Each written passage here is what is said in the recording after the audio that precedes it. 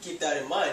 But on the other, when we calculated this number, what we expect should fall in between 22 and 24. If the number we get was 22 and 24 after we measure this patient's bicarb after later, that means it's purely metabolic acidosis. Perfect. That means, wow, wait a minute. The patient's bicarb dropped, bam, you see up. Their pH dropped, which means metabolic acidosis.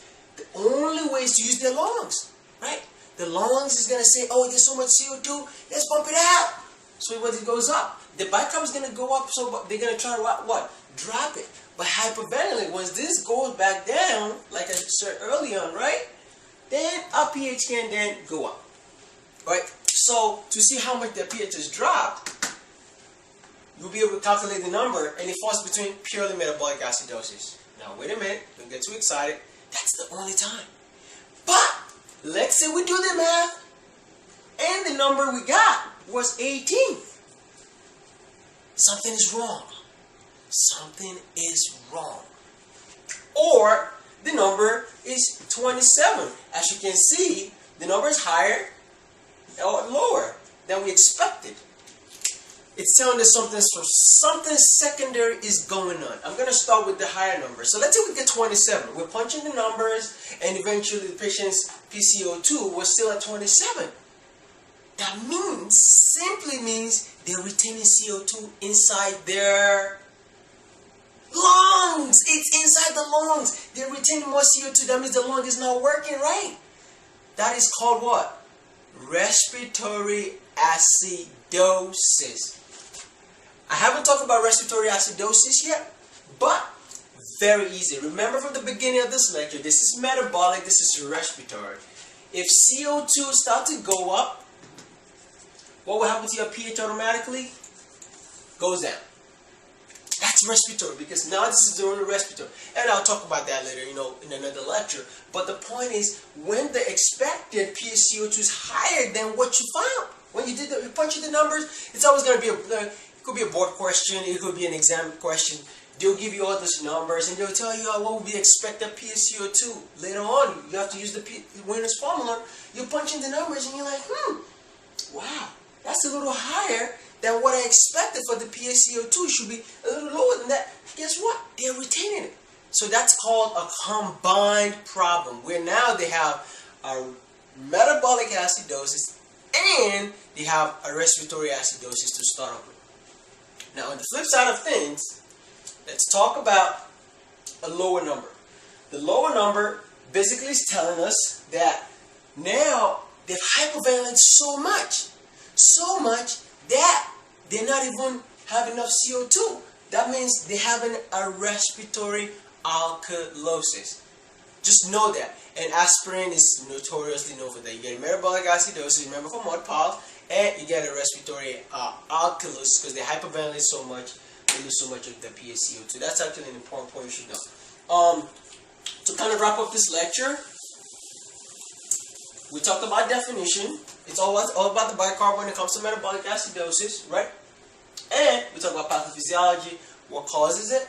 We call it by clinical features diagnosis. How do we treat? You treat the cause. Remember, there's so many things that can cause metabolic acidosis, just not one thing. So you want to find it, fix it, leave it alone. Good. But because what's missing? My buddy up here, bicarb. What do? You give them bicarb, sodium bicarbonate, okay? You give them sodium bicarbonate, and it takes a while for their bodies to titrate to it, and they kind of get better. If they have a balance, if I do that for like an hour, what do you think? I'm going to be tired. So if I'm tired, I'm going to have to put the patient on the ventilator. Because then they can't help it, and they're going to retain CO2. I don't want them to retain CO2. We put them on the ventilator, and that should take care of it. I hope this lecture was very helpful for you guys. I'm going to be coming out with more lectures. Probably DK coming up soon.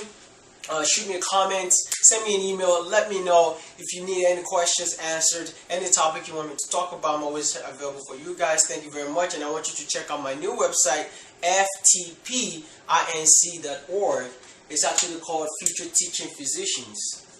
Future Teaching Physicians. It's a website. It's called ftpinc.org. I really want you to go on the website, register, You can submit an article. We got a lot of videos, waiting for you guys, scripts, stuff about, just check it out. You're probably going to want to tell your friends all about this. Add me on Facebook.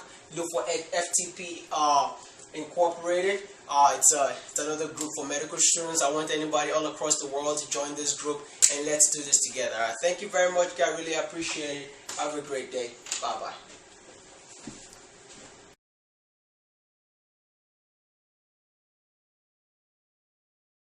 Hey, thank you so much for watching the video. I hope you learned a lot. Are you studying for the USMLE Step 1 or Step 2? Are you studying for the NCLEX, or you're currently in nursing school as a nursing student? Are you a PA student currently in school or studying for your PANCE exam? Or are you a nurse practitioner student or trying to take your NP board exam? Listen, I've got super awesome content for you. If you truly love this video and it simplified your learning process, I want you to check out my website below. I've listed all the list of exams, whether you're studying for any of this board exam, and all I want you to do is click on the link right now below so that you can take you directly to my website. For USMLE, just go to smashusmle.com.